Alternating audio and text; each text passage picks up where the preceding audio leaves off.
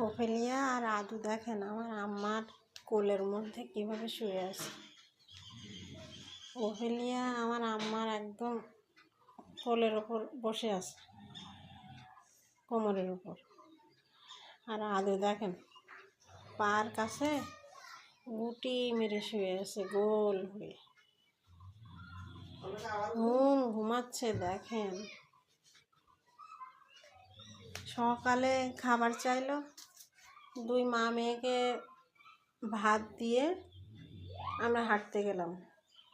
আর বাসায় এসে দেখি তারা দুইজন আমার আম্মার কোলে গুটিসুটি মেরে এই শুয়ে আছে।